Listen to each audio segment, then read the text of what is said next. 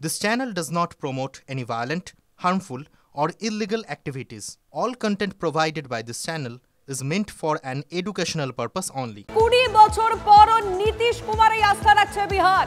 বিহারবাসীর আস্থা রয়েছে নীতিশ কুমারেই এবং ডাবল সেঞ্চুরি বলা যায়। ডাবল সেঞ্চুরি করে ফেলেছে এনডিএর 2/3 আসন নিয়ে সরকার গড়ার পথে এই মুহূর্তে বিজেপি জেডিইউ। চলুন একটু বিগ ওয়ালে আমরা নজর রাখি এই মুহূর্তে ফলাফল এখনো পর্যন্ত কি এসে পৌঁছেছে। ডাবল যেটা বললাম ডাবল সেঞ্চুরি ইতিমধ্যে এনডিএ করে ফেলেছে।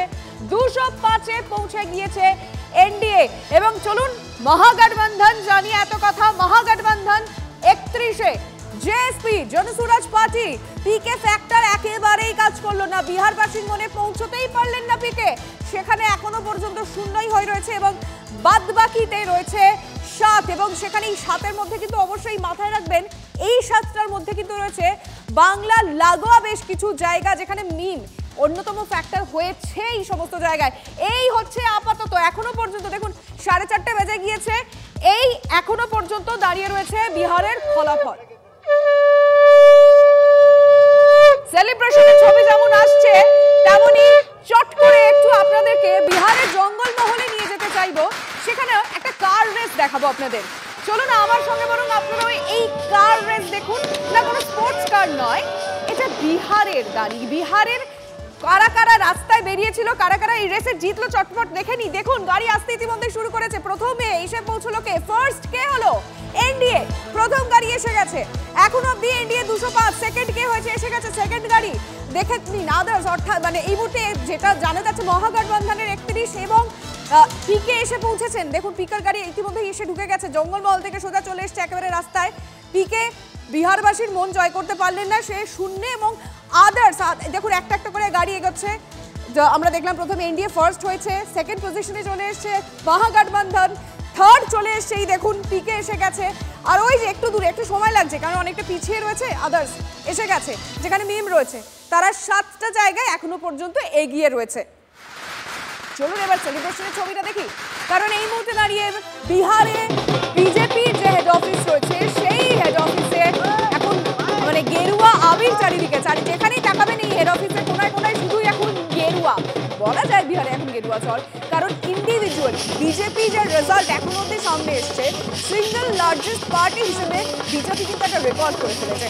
অবশ্যই নীতিশ ম্যাজিক কাজ করেছে। নীতিশ নিজে আবার বিহারের মানুষের আস্থা রাখতে পেরেছেন, কিন্তু তার পাশাপাশি অবশ্যই মোদি ম্যাজিক নিয়েও কথা হবে, কারণ বিজেপি ইতিমধ্যেই কিন্তু নীতিশকে বেশ খানিকটা পিছিয়ে নিজে এগিয়ে। অর্থাৎ আপনাদের মনে থাকবে জেডিইউর আজকে সেই পোস্ট ইতিমধ্যে ডিলিট করে দেওয়া হয়েছে যেখানে বলা হচ্ছিল যে নীতিশ ছিলেন, থাকবেন, আছেন, কিন্তু সেই পোস্ট এখন কিন্তু আর নেই।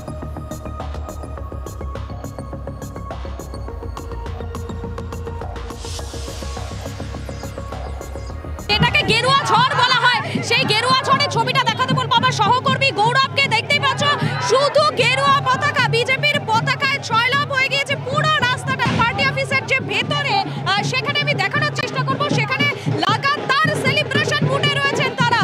দেখানোর চেষ্টা করছি প্রত্যেকেই রয়েছেন। बिहार की सभी नारी शक्ति को आभार और कोटि-कोटि प्रणाम। उन्होंने दिखा दिया नीतीश जी और मोदी जी पर कितना विश्वास है। होना ही था, ये तो होना ही था।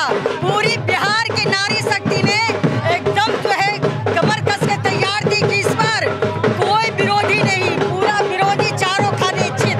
ये सुनामी है, सुनामी हमारे पक्ष में ये सुनामी आई है। विरोधी तो धराशायी हो गए, कोई वैकेंसी नहीं है। কর্মী সমর্থকেরা তারা একবারে গেরুয়া ঝড় যেটাকে গেরুয়া সুনামি যেটাকে আমরা বলছি, সেই সুনামিটা পাটনা বিজেপি অফিসের বাইরে থেকে এই মুহূর্তে দেখা যাচ্ছে। বিজেপি কর্মী সমর্থকদের উচ্ছ্বাস দেখলেন, তাদের কথা শুনলেন, কিন্তু বিহারবাসী মানে বিহারের যারা সাধারণ মানুষ তারা কি বলছেন আজকের এই ফলাফলের পর? চলুন শোনা যাক।